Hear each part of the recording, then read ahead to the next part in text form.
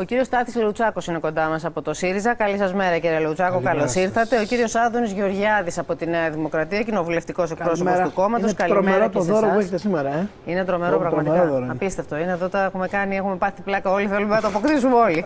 Λοιπόν, έχουμε πάρει τις πρώτες εικόνες από το σημείο της τραγωδίας και θα μου επιτρέψετε πριν ξεκινήσουμε την κουβέντα μας. Είναι βίντεο, έτσι. Αυτά τα βλέπαμε σε φωτογραφίες λίγο νωρίτερα. Τώρα τα βλέπουμε και σε βίντεο.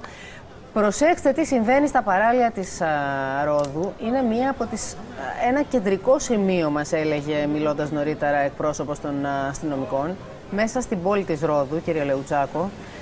Φτάνουν σε μερικά μέτρα απόσταση από την ακτή, μέσα στο κέντρο της πόλης δηλαδή. Εκεί περπατούν πολίτες, τουρίστες, αστυνομία, λιμενικό. Δείτε λίγο πόσο κοντά είναι, φαίνεται ξεκάθαρα στα πλάνα. Και κάνουν πραγματική απόβαση πια οι δουλέμποροι. Μέχρι πού θα πάει αυτό? Πώς θα μπορέσετε να τα αντιμετωπίσετε αυτό? Σας ρωτάω, ναι. Ενώ βλέπουμε παράλληλα τι γίνεται για να σωθούν ανθρώπινες ζωές εκεί. Αυτά είναι τα αποτελέσματα σε πολέμους και επεμβάσεις που γίνονται. Θέλω να σας θυμίσω ότι πριν 2 χρόνια, όταν γινόταν η παρέμβαση στη Συρία, ο ΣΥΡΙΖΑ έλεγε και πρόβλεπε ότι η επέμβαση αυτή, πέρα το ότι ήταν μια επέμβαση σε μια ανεξάρτητη χώρα, θα δημιουργήσει προβλήματα και κύμα μεταναστών που δεν θα μπορούν να ελεγχθούν. Αυτά που βλέπουμε πιθανόν να είναι λίγα. Όταν η γειτονική Τουρκία λέγεται ότι έχει 3 εκατομμύρια πρόσφυγες σε στρατόπεδα, εάν το 5% μόνο από αυτούς τους απελπισμένους, χωρίς να έχουν να χάσουν τίποτα, κάνουν προσπάθεια να περάσουν στα ελληνικά νησιά, καταλαβαίνετε γιατί μεγέθη μπορείτε μιλάμε. Μπορείτε να το διαχειριστείτε όμως, κύριε Λεουτσάκο? Καμία χώρα. Η ουσία του πράγματος έχει να κάνει με τη διαχείρισή του. Ναι, μπορείτε να το διαχειριστείτε? Καμία χώρα στον κόσμο ένα τέτοιο κύμα πολιτικών προσφύγων δεν μπορεί να το διαχειριστεί. Καμία χώρα. Ήμασταν οχύρωτοι, κύριε Γεωργιάδη, σε αυτό. Πέρασε καιρός, πέρασε χρήμα, πέρασε... Εχθές ο Πρωθυπουργός της Ιταλίας έθεσε το θέμα και εν συνεχεία ο Πρωθυπουργός της Ισπανίας. Και πρέπει να σας πω, ούτε ο ένας ούτε ο άλλος είναι ΣΥΡΙΖΑ. Κύριε Γεωργιάδη, χάσαμε χρόνο, χάσαμε χρήμα, χάσαμε ευκαιρίες να οργανωθούμε, να μπορέσουμε να αντιμετωπίσουμε αυτά τα κύματα προσπάθειας εισόδου. Πρώτα απ' όλα, όπως θυμάστε, η προηγούμενη κυβέρνηση είχε κάνει 2 φορές συνόδους με όλους τους πρωθυπουργούς της Μεσογείου, ο ίδιος ο κ. Σαμαράς, και με την Ισπανία και με την Ιταλία και με τη Μάλτα και με τη Γαλλία για το θέμα του μεταναστευτικού. Κατά τη διάρκεια της ελληνικής προεδρίας, το πρώτο θέμα της ελληνικής προεδρίας ήταν η μετανάστευση. Και κατά τη διάρκεια των δικών μας μερών είχε μειωθεί η εισρωή των λαθρομεταναστών τουλάχιστον το 50%. Άρα, όχι μόνο χρόνος δεν χάθηκε, αλλά στήθηκε μια πολιτική. Βεβαίως, το θέμα είναι πάρα πολύ μεγάλο και υπερβαίνει την Ελλάδα. Αυτό είναι αλήθεια. Βέβαια, εδώ ο ΣΥΡΙΖΑ κάνει μια επικοινωνιακή διαχείριση. Γιατί συγκρίνει εμάς με την Ιταλία. Είναι λάθος σύγκριση. Η Ιταλία είναι χώρα πρώτης υποδοχής. Δηλαδή, η Λιβύη κατέρευσε, το κοντινότερο κράτος στη Λιβύη είναι η Ιταλία. Άρα, τους πρώτους πρόσφυγες, όχι μόνο από τη Λιβύη, αλλά και από την υποσαχάρια Αφρική, τους οποίους κρατούσε εκεί πέρα το καθεστώς Καντάφη και δεν τους άφηνε να περάσουν στην Ευρώπη, τους δέχεται αναγκαστικά η πρώτη χώρα ευρωπαϊκής υποδοχής που είναι η Ιταλία. Η Ελλάδα δεν είναι χώρα πρώτης υποδοχής, η Ελλάδα είναι χώρα δεύτερης υποδοχής από τη Συρία και το Αφγανιστάν, γιατί η χώρα πρώτης υποδοχής είναι η Τουρκία. Γι' αυτό και στην Τουρκία υπάρχουν καταβλισμοί με τα 3 και 3,5 εκατομμύρια πρόσφυγες. Άρα δεν μπορεί να συγκρίνει την Ελλάδα με την Ιταλία. Αυτό είναι πολύ ωραίο κόλπο για να βγάλεις από πάνω τις ευθύνες σου. Τώρα, παράλληλα με το μεγάλο θέμα, που είναι βεβαίως το διατάφτα όμως, εξηγήστε λίγα και το διατάφτα ποιο είναι? Το διατάφτα είναι ότι ο ΣΥΡΙΖΑ μέσα σε 3 μήνες... Πρώτη χώρα υποδοχή είναι στο έδαφος της Ευρωπαϊκής Ένωσης. Ξαναλέω, εάν δεχτούμε ότι τα σύνορα της Ευρωπαϊκής Ένωσης είναι αυτό, είναι η πρώτη χώρα η Ελλάδα. Η πρώτη χώρα είναι. Καταστράφηκε η Συρία, δεν καταστράφηκε από καμία διεθνή επέμβαση από τον κ. Λεουτσάκος. Η Συρία έχει εμφύλιο πόλεμο. Η Δύση δεν έχει κάνει επέμβαση στη Συρία. Λοιπόν, έχει εμφύλιο πρόβλημα. Όπως επίσης δεν ευθύνεται η Δύση για όλα τα προβλήματα αυτών των χωρών. Το ότι υπάρχουν αυτοί οι φανατικοί μουσουλμάνοι του ISIS και σκοτώνουν κόμμα και εκβιάζουν κόμμα και τρομοκρατούν. Και τώρα το ίδιο κάνουν και στην περιοχή της Λιβύης. Αυτό δεν είναι ευθύνη της Δύσης, επειδή αυτοί είναι φανατικοί Ισλαμιστές. Δεν μπορούμε να καταφορτώσουμε όλα στη Δύση και όλα στην Κεντρική Ευρώπη και όλα στην Κεντρική Αμερική. Μιλάμε για ανθρώπους φανατικούς. Είναι ένα πρόβλημα. Λοιπόν, τώρα, για να αντιμετωπίσει η Ευρώπη αυτό το πρόβλημα, πρέπει να συντονίσει πανευρωπαϊκά την πολιτική της. Αυτό είναι ορθό. Στην πανευρωπαϊκή αυτή ευρωπαϊκή πολιτική, η πολιτική που ασκεί ο ΣΥΡΙΖΑ αυτούς τους 3 μήνες στην Ελλάδα είναι αντίθετη. Γιατί ο ΣΥΡΙΖΑ έχει την πολιτική των ανοιχτών συνόρων και άρα έχει στρέψει. Και θα στρέψει και στους επόμενους μήνες περισσότερο. Ένα μεγάλο κύμα ανθρώπων, οι οποίοι θέλουν να φύγουν από εκεί που είναι και θέλουν να μπουν στην Ευρώπη προς την Ελλάδα. Και αυτό είναι πολύ μεγάλο λάθος της κυβερνήσεως ΣΥΡΙΖΑ. Το έχει κάνει με 2 τρόπους. Ο πρώτος είναι γιατί κατήζει στα κέντρα φύλαξης μεταναστών και αυτό το διαφήμισε σε όλες τις πτιάξεις των μεταναστών του κόσμου. Και ο δεύτερος είναι γιατί αποφάσισε να δίνει εξάμηνη παραμονή σε όποιον φτάνει στην Ελλάδα. Αυτοί που βλέπετε τώρα εκεί ξέρουν ότι μόλις πατήσουν το πόδι τους στη Ρόδο θα πάρουν εξάμηνη παραμονή νόμιμη. Ξέρετε τι είναι για αυτούς τους ανθρώπους να ξέρουν ότι έχουν εξάμηνη νόμιμη παραμονή. Φανταστικό θέμα. Γιατί τώρα, κύριε ο κύριος Γεωργιάδης δεν μας λέει πόσες φορές έχει καταδικαστεί. Από την Τουρκία και να μπουν στην Ευρώπη δεν παίρνουν άδεια εξάμηνης παραμονή στην Ευρώπη. Δεν θα ερχόταν στην Ελλάδα.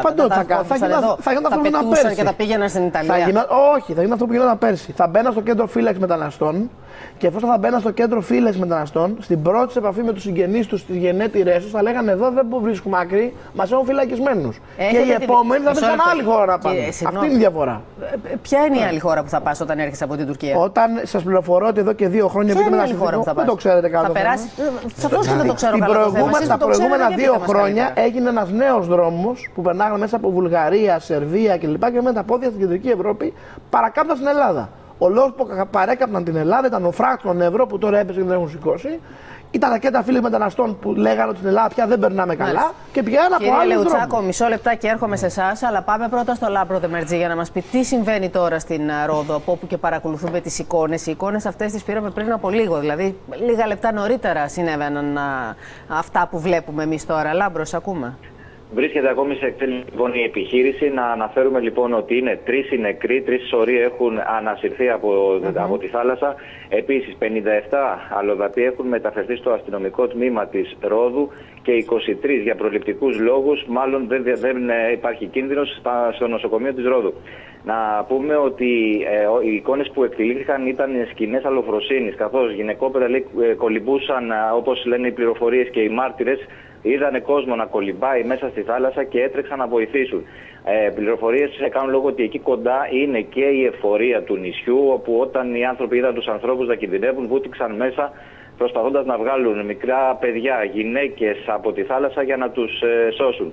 Τελικά 3 δεν έχουν καταφέρει να σωθούν και να πούμε ότι το σκάφος, το πλοιάριο το συγκεκριμένο, σύμφωνα πάντα με πληροφορίες από το λιμενικό, προσάραξε σε κάποια αβαθή. Όσοι γνωρίζουν το λιμάνι εκεί της Ρόδου, υπάρχει κάποια αβαθή σημεία, έπεσε πάνω και προφανώς μετακινήθηκαν και οι άνθρωποι. Είναι ξεκάθαρη και η εικόνα πάντως, πρέπει να σου πω. Το δείχνει ότι έχει πέσει πάνω σε βράχια εκεί στην παραλία. Και υπάρχουν και κάποια βράχια ακριβώς εκεί πέρα και το ευτύχημα είναι, όπως λένε, ότι υπήρχαν άνθρωποι και ήταν κοντά στην παραλία, περίπου 100 μέτρα από την παραλία της Ρόδου. Να σε ευχαριστήσουμε πάρα πολύ. Λοιπόν, κύριε Λεουτσάκο, κοιτάξτε να δείτε.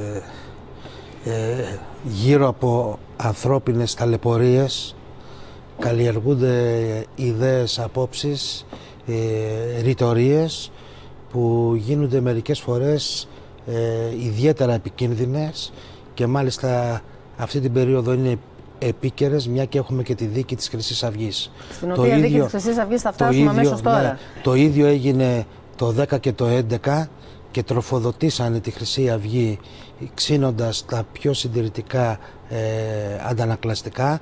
Το ίδιο επιχειρείται να γίνει και σήμερα. Αυτό είναι επικίνδυνο για την ίδια την κοινωνία. Ένα αντικειμενικό ζήτημα, ένα αντικειμενικό πρόβλημα που το έχει όλη η Νότια Ευρώπη και δεν μπορούν η Κεντρική Ευρώπη που έπαιξε ρόλο στο να δημιουργηθούν αυτά τα προβλήματα να χρησιμοποιεί την Νότια Ευρώπη, την Ελλάδα, Ιταλία, Ισπανία σαν αποθήκη ψυχών.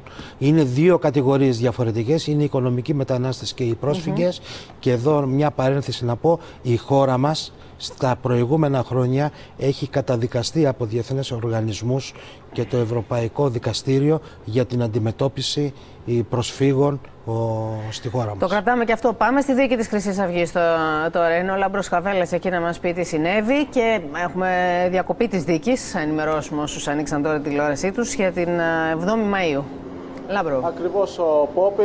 Πλέον αυτό το οποίο μας μεταφέρθηκε από τη Δημοτική Αρχή του Δήμου Κορυδαλλού είναι ότι θα πρέπει άμεσα η πόλη να επανέλθει στους αρχικούς της ρυθμούς. Έτσι, αυτή τη στιγμή έχουν απομακρυνθεί οι διαδηλωτές, και οι ΜΕΝ και οι ΔΕ, δηλαδή και αυτοί οι οποίοι βρισκόντουσαν στην Γρηγορίου Λαμπράκη και πραγματοποιούσαν το αντιφασιστικό συλλαλητήριο, αλλά και τα μέλη της Χρυσής Αυγής. Πλέον η Γρηγορίου Λαμπράκη επέστρεψε στην κυκλοφορία, έχει δοθεί στην κυκλοφορία από την αστυνομία, έχουν απομακρυνθεί οι δυνάμεις των ΜΑΤ και των ΙΜΕΤ και μάλιστα είναι αυτό που σας έλεγα και νωρίτερα αναφορικά με την εντολή που έχει ζητήσει, έχει το αίτημα του Δήμου του Κορυδαλλού να απομακρυνθούν άμεσα οι δυνάμεις αλλά και τα κυκλειδώματα τα οποία έχουν τοποθετηθεί επί της οδού Σολομού για τα μέσα ενημέρωσης. Πρέπει άμεσα η πόλη να επανέλθει στους αρχικούς της ρυθμούς. Πόπη. Να σε ευχαριστήσουμε πολύ.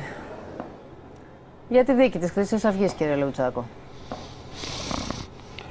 Είναι μια φυσιολογική πορεία που οδηγείται μια εγκληματική οργάνωση φασιστική σε δικαστήρια, όχι για τις απόψεις της, αλλά για τις ενέργειες, είτε για ηθική είτε για άμεση εκτελεστικό ρόλο που έπαιξε. Είναι μια δίκη η οποία κατά την προσωπική μου γνώμη, για να είχε αποτέλεσμα, έπρεπε να γίνει στη γέννηση αυτών των επεισοδίων και να μην χρειαστεί να θρηνήσουμε Έλληνα θύμα για να ξεκινήσει. Έλληνα θύμα να προπυλακιστούν και να απειληθούν και από το χώρο της συντηρητικής παράταξης για να ξεκινήσει και να σταματήσει ένα ιδιότυπο ρόλο ασυλίας που κατήχαν τα στελέχη της Χρυσής Αυγής. Κύριε Γεωργιάδη. Η ιδέα της Χρυσής Αυγής μου είναι απεχθής. Όμως η Ελλάδα είναι κράτος δικαίου. Αυτή είναι μια ποινική διαδικασία και εμείς οι πολιτικοί δεν έχουμε καμία δουλειά να εμπλεκόμεθα. Ούτε βεβαίως έχουν δουλειά πορείες ή άλλου είδους κινήσεις. Η ποινική διαδικασία έχει έναν φυσικό χώρο, τους φυσικούς δικαστές και κανέναν άλλον. Πρέπει να αφήσουμε λοιπόν το δικαστήριο όσο το δυνατόν πιο ανεπηρέαστο, χωρίς, επαναλαμβάνω, την εμπλοκή της πολιτικής, να αποφασίσουν και να κρίνουν εάν αυτοί οι άνθρωποι που κατηγορούνται για μία σειρά πράξεων είναι αθώοι ή ένοχοι. Οτιδήποτε πέραν αυτού που σας είπα δεν έχει να κάνει με τον δυτικό αστικό πολιτισμό. Και όσοι το κάνουν, στην ουσία είναι σαν να επιβραβεύουν τη Χρυσή Αυγή, η οποία δεν πιστεύει στο δυτικό αστικό πολιτισμό. Μία παρένθεση στο θέμα αυτό για να βάλουμε στην κουβέντα μας για τη Δέσποινα Μανδελενάκη. Να δούμε λίγο την αντίδραση του State Department στο νομοσχέδιο η διάταξη του οποίου αφορά και την αποφυλάκηση του Σάβα Ξηρού. Είχαμε έντονη αντίδραση από την αμερικανική πλευρά. Υπάρχει και επίσημη ανησυχία από το State Department, το οποίο σε ανακοίνωσή του αναφέρει ότι μας ανησυχεί το γεγονός ότι η προτινόμενη ελληνική νομοθεσία που φαινομενικά αποσκοπεί στη βελτίωση της διαβίωσης των κρατουμένων με προβλήματα υγείας θα μπορούσε να οδηγήσει στην πρόωρη αποφυλάκηση καταδικασμένων τρομοκρατών υπευθύνων για πρόκληση τρομερής ζημιάς στην Ελλάδα και πολλαπλών επιθέσεων για πάνω από 27 χρόνια, κατά τις οποίες σκοτώθηκαν Έλληνες και Αμερικανοί πολίτες. Και ολοκληρώνει το κείμενο αυτό λέγοντας ότι ακόμη και αν βγει, ακόμη και αν είναι ασθενής, ο Σάβας Ξηρός θα έχει τη δυνατότητα, ακόμη και από την οικία του, να μπορέσει να οργανώσει ίσως και κάποιες άλλες επιθέσεις. Μάλιστα. Κάποια αντίδραση από εσάς, κύριε Λεουτσάκου, στην αντίδραση του State Department? Στην αντίδραση θέλω να πω ότι η Ελλάδα είναι κυρίαρχη χώρα. Η Ελλάδα είναι αυτή που θα αυτοπροστατευτεί από την τρομοκρατία.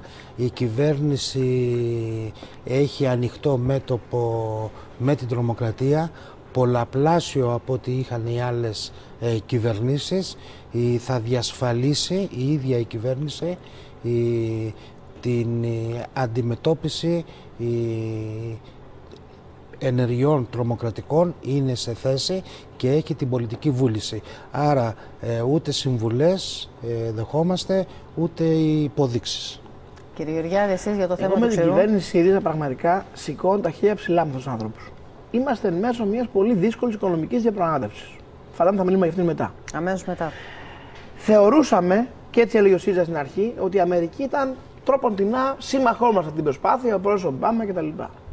Ενώ κάνουμε αυτή τη διαπραγμάτευση και δεν ξέρουμε αν έχουμε να πληρώσουμε μισθούς και συντάξεις την άλλη εβδομάδα ή τον άλλο μήνα, την ώρα αυτής της διαπραγμάτευσης κρίνει η κυβέρνηση ΣΥΡΙΖΑ ως υπαριθμόν ένα προτεραιότητα της χώρας την απελευθέρωση του Σάβα Ξηρού.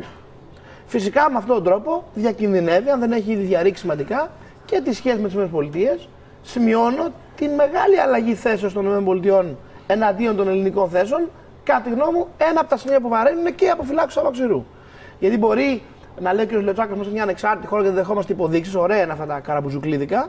Όταν όμως πας στην Αμερική και ζητάς βοήθεια, δεν μπορείς να το φτύνεις κατά μούτρα. Γιατί ο ξηρός καλός κακός. Λέτε τι είναι εξαρτημένη χώρα. Ο ξηρός καλός κακός. Καταρχήν ο νόμος δεν έγινε για τον ξηρό. Δεν έγινε για τον ξηρό. Εντάξει, δεν έγινε για τον ξηρό και πρέπει να απαντήσετε. Δεν έγινε για τον γιατί έχουν παραδεχτεί και στελέχους. Δεν έγινε για τον ξηρό. Εγώ τι λέω. Δεν έγινε για τον ξηρό και αν θέλουμε επί της ουσίας συζήτηση να υποθεί. Εάν συμφωνούμε ή όχι, να είναι φυλακισμένοι με 90% αναπηρία. Καταλαβαίνετε τι σημαίνει 90%. Σημαίνει πλήρως ακίνδυνοι. Αυτό πρέπει να μάθουν οι σύμμαχοί μας Αμερικάνοι. Ότι το 90% αναπηρία σημαίνει πλήρη ακίνδυνος ο άλλος. Με διακοσμητές θα το πω πάρα πολύ απλά. Σε αυτή τη χώρα που φλέγεται ο τόπος, η κυβέρνηση κοινωνικής σωτηρίας ως πρώτη προτεραιότητα είχε την απελευθέρωση των τρομοκρατών. Και μάλιστα προσέξτε, επειδή λέει ο κ. Λεωτσάκος δεν είναι για το Σάβα Ξηρό, ο κ. Πανούσης προχθές μας στο Μέγκα. Ο κ. Πανούσης είναι υπουργός δημοσίας τάξης. Τώρα συναντιέται με τον κ. Τσίπρα. Ο κ. Πανούσης είπε στον αέρα ότι ο νόμος για το Σάβα Ξηρό και δεν έπρεπε να νομοθετεί έτσι, έπρεπε να αφήσουν το δικαστικό συμβούλιο να αποφασίζει αν πρέπει να αποφυλακιστεί όχι ο ξηρός. Λοιπόν, αυτό το ζούμε με το ΣΥΡΙΖΑ. Ο κ. Λεωτσάκος έρχεται εδώ και λέει δεν είναι για το Σάβα Ξηρό. Ο κ. Πανούσης, υπουργός δημοσίας τάξης, λέει είναι για το Σάβα Ξηρό. Ο κ. Παρασκευόπουλος στη Βουλή είπε είναι για το Σάβα Ξηρό και άλλον έναν. Είπε επιλέξει. Στην αρχή μόνο για το Σάβα Ξηρό και είπε για το Σάβα Ξηρό και άλλον έναν. Λοιπόν, θα αναλάβετε ποτέ τις ευθύνες σας με ειλικρινία? Απόλυτα. Προφανώς δεν είναι το Σάβα Ξηρό. Είναι ένας με εγκεφαλικό και είναι κλινικά νεκρός. Τον κρατάς στο κελί μέσα. Αυτό, λέει, τα νίκη στο λάδι. Όχι, δεν τον κρατάς μέσα αυτό.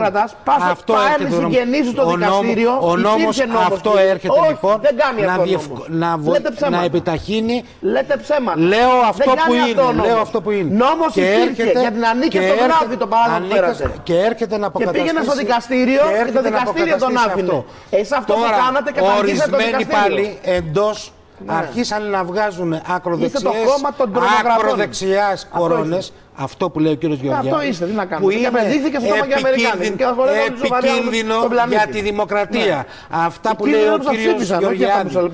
Αυτά που είπε ο κύριος Βορίδης στη Βουλή. Αυτά που εκφράζει είναι επικίνδυνα για την ίδια τη δημοκρατία. Και μάλιστα, επειδή επεκαλούνται και ορισμένα θύματα, εάν ήταν εν ζωή, πιθανόν να μην ήταν ούτε μέλη και πολύ περισσότερο στην ηγεσία της Νέας Δημοκρατίας. Το κλείνω για αυτό το θέμα για να προλάβουμε βάσει του χρόνου που έχουμε στη διάθεσή μας να συζητήσουμε λίγο. Παρακαλώ να πάμε λίγο και στα θέματα της οικονομίας. Τι γίνεται, κύριε Λεωτσάκο, με τη διαπραγμάτευση και κυρίως μέχρι πότε έχει λεφτά η χώρα για να μπορέσει να είναι όρθια και να διαπραγματεύεται? Διαβάζω τώρα στους New York Times ότι φτάνουν τα λεφτά μας μέχρι την Παρασκευή. Η κυβέρνηση, όπως όφιλε, με βάση την εντολή που είχε πάρει από τον ελληνικό λαό στις 25 του Γενάρη, ήταν να διαπραγματευτεί, να μην υποταχθεί στους δανειστές και στα μνημόνια, να μην συμφωνήσει με το email που είχε στείλει η προηγούμενη μνημονιακή η κυβέρνηση, που περιλάμβανε, για να θυμίσω, μείωση συντάξεων, μαζικές απολύσεις, απολύσεις μαζικές στον ιδιωτικό τομέα, αλλά παραπέρα απολύσεις στο δημόσιο τομέα, αύξηση του ΦΠΑ, ήταν τα βασικά σημεία του κορμού που είχαν συμφωνηθεί. Αυτά η κυβέρνηση δεν μπορεί να τα κάνει. Ο Πρωθυπουργός με πρώτο ρόλο ευθύνη μέσα στη Βουλή έθεσε τα όρια της διαπραγμάτευσης. Άρα αυτά είναι τα όρια, δεν μπορεί δηλαδή να συνεχίσει ένα μέτρα υφεσιακά, δεν μπορεί να προχωρήσει σε εκπίεση των υποδομών που υπάρχουν στη χώρα μας και να πάρει άλλα μέτρα περικοπής συντάξεων, μισθών και απολύσεων. Πάνω σε αυτό το πακέτο λοιπόν η κυβέρνηση συνεχίζει να διαπραγματεύεται, να συζητάει και να λέει στους εταίρους ότι έχουν ευθύνη γιατί επέβαλαν τέτοιου είδου πολιτικές στην προηγούμενη πενταετία και αντί να βγάλουν όπως επικαλούντουσαν τη χώρα από την κρίση, τη βάθυναν ακόμα περισσότερο. Το λάθος το δικό τους δεν θέλουν να το αναγνωρίσουν και πρέπει σταδιακά, με αποφασιστικό τρόπο, να καταλάβουν ότι οι πολιτικές της λιτότητας βαθαίνουν την κρίση. Χρήματα έχουμε για να επιμείνετε σε αυτή τη θέση. Βαθαίνουν την κρίση. Κοιτάξτε να δείτε, κύριε Τζανή. Αυτό που μας λένε, έχουμε χρήματα, δεν έχουμε χρήματα, μέχρι πότε θα διαπραγματευόμαστε. Θα ήταν πολύ εύκολο στις 26 του μήνα να πάμε στις Βρυξέλλες και να υπογράψουμε. Να υπογράψουμε δηλαδή το email που είχαν προσυμφωνήσει. Εάν το κάναμε αυτό, θα είμαστε ασυνεπείς με την λαϊκή εντολή που είχαμε. Και επειδή εμείς είμαστε το ξεχωριστό, μέχρι τώρα ο κόσμος είχε συνηθίσει τις κυβερνήσεις άλλα να λένε προεκλογικά και άλλα να λένε μεταεκλογικά. Εμείς αυτό θέλουμε να το σπάσουμε. Αυτό που είπαμε προεκλογικά να το διεκδικήσουμε και μεταεκλογικά. Ξέρουμε ότι είναι δύσκολο. Έχουμε χρήματα προκειμένου να εκπληρώσουμε τις υποχρεώσεις μας. Διότι υπάρχουν δημοσιεύματα που μας στέλνουν το πορτοφόλι μας να αδειάζει μετά την Παρασκευή. Υπάρχουν άλλα δημοσιεύματα που μας δίνουν περισσότερα χρήματα. Υπάρχει δήλωση του Τόμσεν. Είναι δήλωση, Αλέξανδρε, πάμε λίγο στον Αλέξανδρο, για τη Handelsblatt θα σε ρωτήσω. Αν είναι δήλωση Τόμσεν ότι η Ελλάδα έχει λεφτά μέχρι τον Ιούνιο. Είναι δήλωση του Τόμσεν. Λέει ότι πρέπει να επισπεύσουμε τις διαδικασίες κτλ. Αλλά ότι τα χρήματα της Αθήνας θα διαρκέσουν πιθανότατα έως τον Ιούνιο. Το βάρος των πληρωμών που καλείται να καταβάλει η Ελλάδα είναι πολύ μεγάλο. Πρέπει να φτάσουμε σε μια συμφωνία πριν ξεκινήσουν. Μάλιστα. Οπότε να εκταμιευθούν δόσεις από τη βοήθεια. Υπάρχουν λεφτά μέχρι τον Ιούνιο, σε ευχαριστούμε, Αλέξανδρο. Μέχρι πότε έχουμε λεφτά? Μιλάμε αν υπάρχουν για την επόμενη, τη μεθεπόμενη φορά. Αυτό που θέλω να Λεουτσάκο, μισό λεπτό. Γιατί αν δεν έχουμε λεφτά και φτάσει η ώρα της πληρωμής, πώς θα πληρώσουμε, τι θα γίνει τότε? Αυτό που θέλω να πω περισσότερο για τους τηλεθεατές που μας ακούνε. Η κυβέρνηση διασφαλίζει μισθούς και συντάξεις, διασφαλίζει καταθέσεις στις τράπεζες. Αυτή είναι η πρώτη μας προτεραιότητα.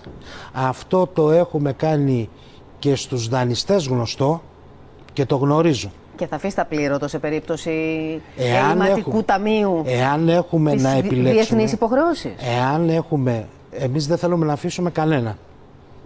Και γι' αυτό συζητάμε. Εξάλλου το έχουν εκφράσει αυτή τη βούληση οι αρμόδιοι που είναι και διαπραγματεύονται. Εάν όμως καλεστούμε να επιλέξουμε μεταξύ πληρωμών υποχρεώσεων στο εξωτερικό, δανειστών, με μισθούς συντάξεις, το πρώτο που κάνουμε είναι ότι διασφαλίζουμε μισθούς συντάξεις,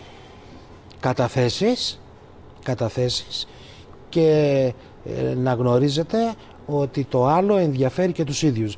Γιατί τα λεφτά που είναι να μας δώσουν δεν είναι να μας τα δώσουν για να σώσουν την ελληνική οικονομία, για να μπουν στην οικονομία. Είναι όπως γίνεται μέχρι τα τώρα να τα δώσουν για να τα ξαναπάρουν. Μάλιστα. Δηλαδή με το ένα χέρι τα δίνουν, με το άλλο τα παίρνουν. Κύριε Γεωργιάδη, πώς τα ακούτε αυτό? Ακούστε, ο κ. Λεωτσάκος, που είναι εξαιρετικά συμπαθής, έχει παντελή άγνοια προφανώς του τρόπου που λειτουργεί ο δυτικός καπιταλισμός. Δεν μπορείς ταυτόχρονα να θέτεις. Να το ολοκληρώσω. Γιατί δεν υπάρχει κι άλλο σύστημα. Ευτυχώς. Μόνο τον καπιταλισμό. Ευτυχώς. Να το ολοκληρώσω. Άρα μόνο τον καπιταλισμό. Δεν διέκοψα εγώ καθόλου. Απλώς πρέπει να τον αλλάξουμε. Και αυτό είναι γιατί είναι σκληρός και βάρβαρος. Είναι βάρβαρος. Και αυτή τη βαρβαρότητα πρέπει να την αλλάξουμε. Να τον ακούσουμε, κύριε Λεουτσάκο, παρακαλώ. Διασφαλίζουμε μισθούς, συντάξεις και καταθέσεις στις τράπεζες και αν καλεστούμε, είπατε, αν κληθούμε, θα πω το ορθόν, αν κληθείτε να επιλέξετε μεταξύ των δύο, θα επιλέξετε, λέει, τις μισθούς και τις συντάξεις και όχι τις διεθνείς υποχρεώσεις. Μα όταν αγνοήσεις την πρώτη σου διεθνή υποχρέωση, αυτό λέγεται credit event, πιστωτικό γεγονός. Μόλις συμβεί αυτό, κλείνουν οι τράπεζες. Γιατί οι τράπεζες έχουν ως κεφαλαιακή τους επάρκεια ομόλογα του ελληνικού δημοσίου. Να σας ενημερώσω εγώ, επειδή δεν τα ξέρετε καλά, επειδή να ξέρετε και ο ίδιος ο Μάρξ μόνο τον καπιταλισμό μελετούσε. Δεν είχε τίποτα να μελετήσει. Ήταν και μεγάλος καπιταλιστής. Ακούστε λοιπόν να σας ενημερώσω. Άρα κύριε Λεουτσάκο, τα ξέρετε καλύτερα από τον κύριο Γεωργιάδη. Να σας ενημερώσω. Γιατί μην δημιουργείτε πανικό στον κόσμο. Ακόμα και στο δούνο του, για να γίνει πιστωτικό γεγονός, υπάρχει ένα χρονικό βάθος. Των 30 ημερών. Έχει δίκιο αυτό, κύριε Γεωργιάδη. Και όχι μόνο των 30 ημερών. Όχι μόνο των 30. Τι απαντάει. Ότι θα γίνει μετά από 30 μέρες αντί για μία μέρα. Μέχρι 30 μέρες ξέρετε πόσο είναι ο χρόνος ο συμπυκνωμένο. Δεύτερο, για να γίνει και 30 μέρες, επειδή υπάρχουν τα ασφάλιστα κινδύνου, οι εταιρείες δεν θεωρούν ότι αν δεν γίνεται πιστωτικό κοινό. Λοιπόν, κρατηθείτε λοιπόν. Μην βιάζεστε και μην τρομοκρατείτε τον κόσμο. Γιατί υπό την τρομοκρατία. Εάν ήταν κάπου να συμβάλλετε, θα πρέπει να απαντήσετε εάν συμφωνείτε να υπογράψουμε μείωση μισθών, συντάξεων, απολύσεις. Αυτό είναι που δεν απαντάτε. Κύριε Γεωργιάδη, έχει ενδιαφέρον και η ερώτηση που σας κάνει. Θέλω μόνο μια διευκρινιστική ερώτηση εγώ στον κύριο Λεουτσάκο και αμέσως μετά έχετε το λόγο. Αν έχει η Ελλάδα το περιθώριο 30 ημερών μέχρι να καταβάλει τη δόση της στο Διεθνές Νομισματικό Ταμείο πριν γίνει το πιστωτικό γεγονός. Εγώ δεν είπα να το κάνουμε χρήση. Μισό λεπτάκι. Η ΕΚΟΥΤΟΥ θα συνεχίσει να μας ανανεώνει τον ΕΛΑ στο διάστημα αυτό ή όχι? Όχι. Θέλω να απαντήσω τον κύριο Λεουτσάκο. Περιμένετε και θα δείτε. Όχι, ξαναρωτάω. Έχουμε δικαίωμα. Δεν ενεργοποιούνται δηλαδή τα ασφάλιστρα κινδύνου. Δεν έχουμε πιστωτικό γεγονός για ένα περιθώριο 30 ημερών. Λογιστικά τα πράγματα.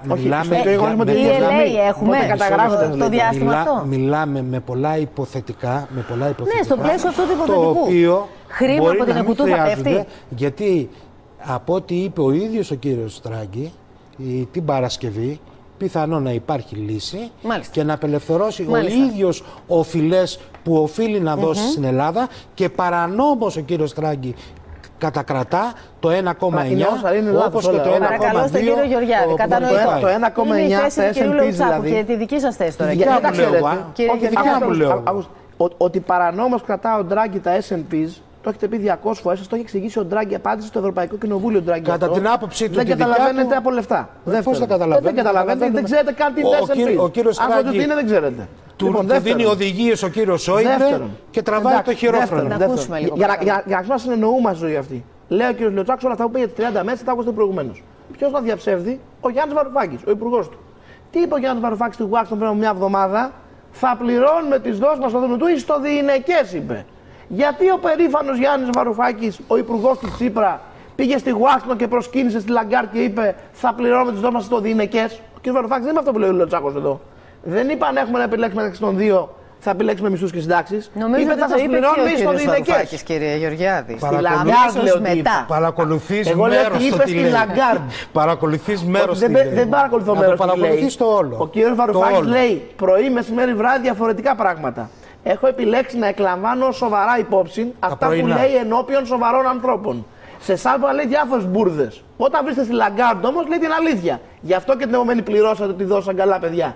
Και μάλιστα πληρώσατε τη δόση σαν καλά παιδιά παίρνοντας τα αποθεματικά των ασφαλιστικών ταμείων, των νοσοκομείων και του κράτους. Αν το είχαμε κάνει εμείς, όχι αποθεματικά, αποθεματικά δεν έχουμε πειράξει ούτε ένα ευρώ. Ταμιακά διαθέσιμα, για να είμαι ακριβής. Έχετε πάρει ταμιακά διαθέσιμα. Τα αποθεματικά έπονται, είναι το τελευταίο που θα πάρετε.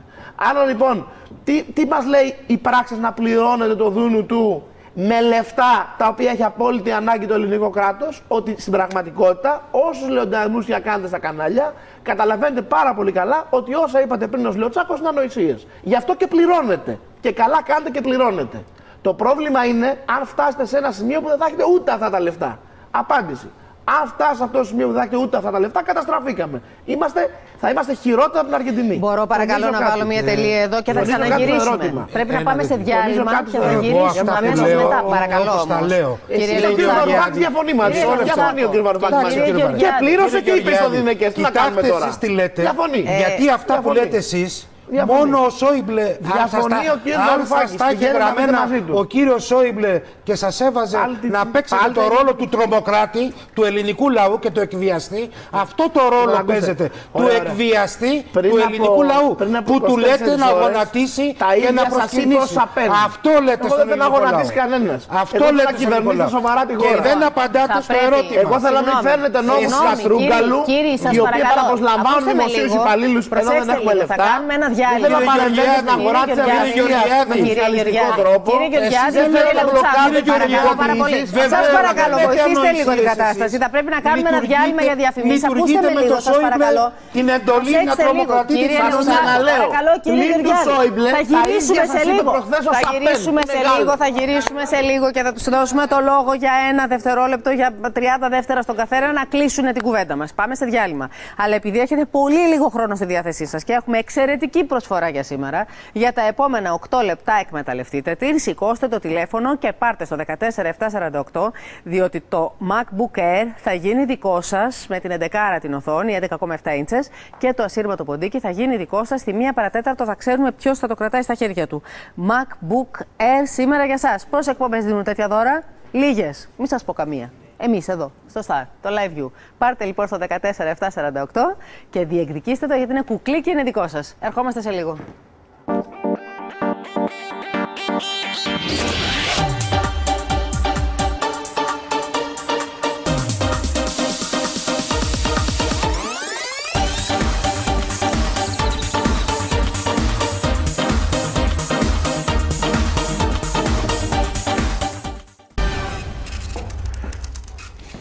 Πόσα λεπτά έχει, Σάκη, ο κόσμος στη διάθεσή του? 7 λεπτά. 7 λεπτά λοιπόν στη διάθεσή σας και αυτό το κουκλί θα γίνει δικό σας. Είναι το MacBook Air με 11 οθόνη, 10,7 ίντσες. Δείτε εδώ τι ομορφιά.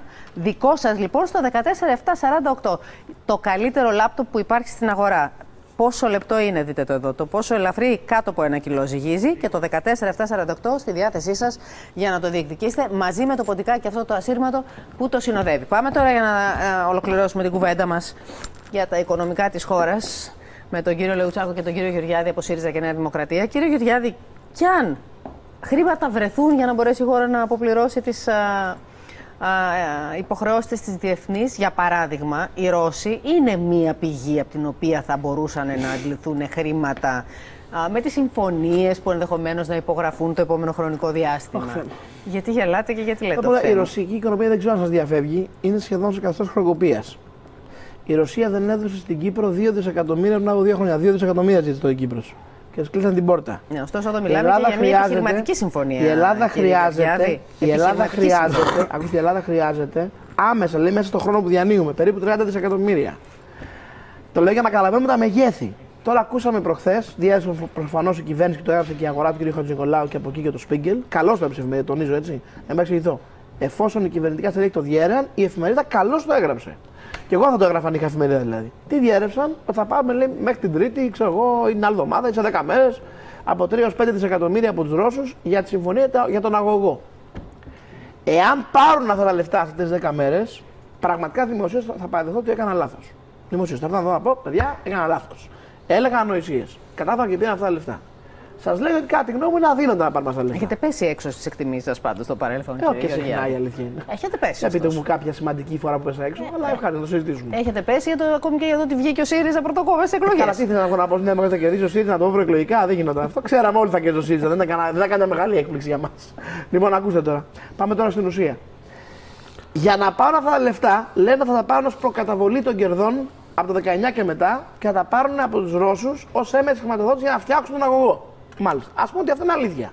Άρα τα λεφτά αυτά δεν μπορούν να τα πάρουν να τα χρησιμοποιήσουν για μισθούς και συντάξεις. Γιατί τα λεφτά θα τα πάρουν για να τα χρησιμοποιήσουν για κατασκευή του αγωγού. Αν τα πάρουν για μισθούς και συντάξεις, έχουν φάει τα λεφτά των ανθρώπων. Δεύτερον, για να γίνει η συμφωνία, τώρα θα γίνει ένα προσύμφωνο. Καλώς να γίνει, εγώ δεν λέω κακός, το τονίζω. Καλώς να γίνει. Για να γίνει το προσύμφωνο κανονική συμφωνία, οπότε να ρεύσουν λεφτά, πρέπει να έχει την έγκριση της Ευρωπαϊκής Επιτροπής. Γιατί μιλάμε για έναν αγωγό που θα προμηθεύει με αέριο την Κεντρική Ευρώπη. Άρα αυτό έχει μια άλλη διαδικασία που πρέπει να περάσει από την Digicom και την Ευρωπαϊκή Επιτροπή, η οποία, όπως ξέρετε, μέχρι τελευταία στιγμή έβαζε προσκόμματα σε διάφορες δικές μας προηγούμενες επενδύσεις και άλλων χωρών. Γιατί έχουν εκεί τα δικά τους συμφέροντα. Αυτό όλο έχει μια διαδικασία μπροστά μας. Δεν γίνεται πάτσα ένα κουμπί και βγει μια χοντρή. Δεν γίνεται έτσι. Ξεκινάει το προσύμφωνο, επαναλαμβάνω, καλώς το κάνουνε, το τονίζω, το υποστηρίζω εγώ, είμαι υπέρ, καλώς το κάνουνε. Αλλά αν το κάνουν καιροσκοπικά για να πάρουν τώρα τους Ρώσους 3-5 δισεκατομμύρια και να πληρώσουν τις συντάξεις, κάνουν λάθος. Πιστεύετε ότι θα καταλήξουν σε συμφωνία, κύριε Γεωργιάδη? Με την Ευρώπη. Όπως είμαστε σήμερα, αποκλείεται. Όχι, δεν πιστεύω ότι θα καταλήξουν συμφωνία. Το αποκλείω όπως είναι σήμερα.